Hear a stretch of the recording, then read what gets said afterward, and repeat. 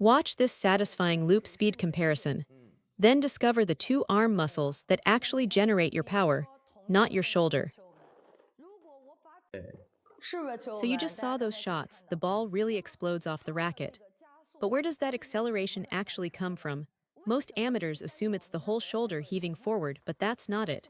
And here's what's interesting. My backhand generates just as much power as my forehand, maybe more. Yet backhand power is harder for most players to develop.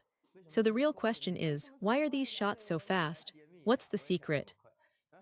Let's break it down, because the answer isn't what most people expect. It comes down to specific muscles in the arm and how you use them.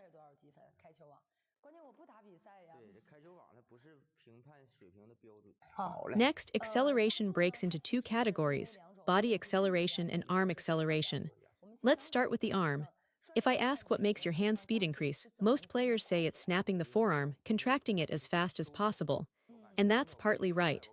Forearm speed directly increases ball speed, but that's only half the picture. Overall stroke acceleration, the kind that adds real quality to the ball, requires something more. So how do we achieve that full stroke acceleration? How do we make the entire motion faster and more explosive?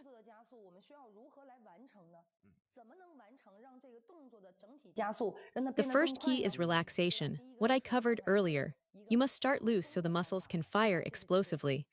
The second key is having a pivot point. Watch why so many players hit without real power. Their entire arm drifts together, everything moves in the same direction at the same time. The elbow goes forward, the wrist goes forward, the shoulder goes forward, all as one unit. There's no separation, no leverage. It's like trying to crack a whip that has no joints. You need a fixed point, a pivot that the rest of the arm accelerates around. Without that anchor, you simply cannot generate snap.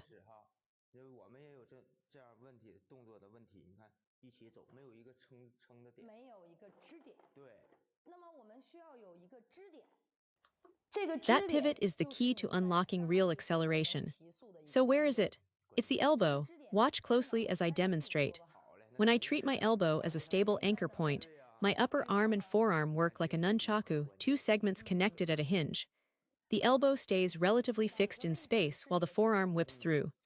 Notice how the forearm first extends back during the backswing, then snaps forward through contact.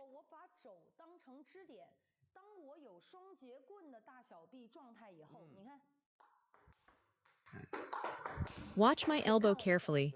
It acts as the pivot. I extend the forearm back, then snap it forward. See how the elbow stays remarkably stable throughout. It must stay braced.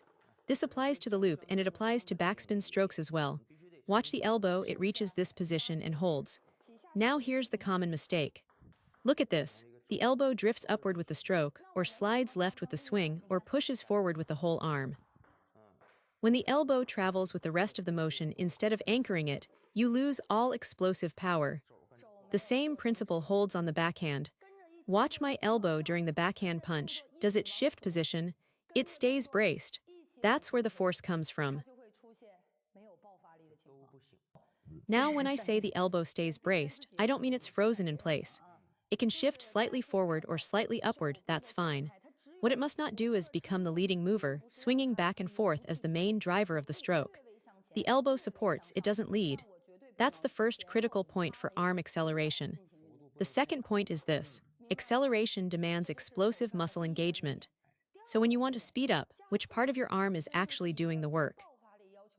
Let's start with the forehand topspin as our example.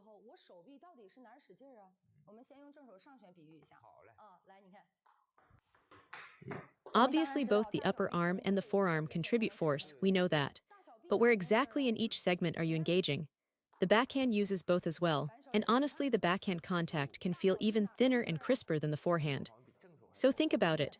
When your upper arm and forearm work together, which specific muscles are firing? Try this yourself. Shadow swing a forehand topspin with no ball.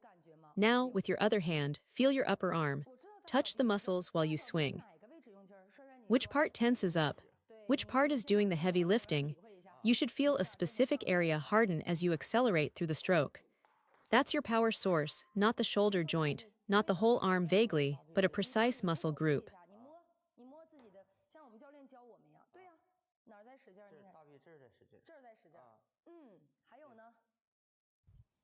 Which part of the upper arm goes hard when you swing forward? The rest should stay relaxed. Try it yourself, shadow swing and notice where the tension is. Now try it with a real ball. Feel the upper arm muscles engage. That area right there, the biceps, that's your upper arm power source. You need to feel the specific muscle firing, not your shoulder heaving. If the shoulder leads, you're back to the same problem. No pivot, no separation, no snap. Professional athletes train this awareness deliberately. When you want to generate force, you must know exactly which muscle is responsible and learn to isolate and amplify its contraction.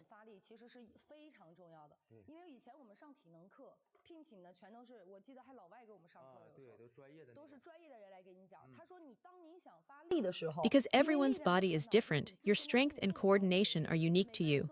The goal is to identify your specific power points and amplify them, not just swing blindly hoping for speed. Now feel the forearm. Where does it engage? Right there, the outer muscle group along the outside of the forearm. That's your forearm power source. So here's the summary. The upper arm drives through the biceps, and the forearm fires through the outer muscle group. Both must start from a relaxed state, so they can contract explosively.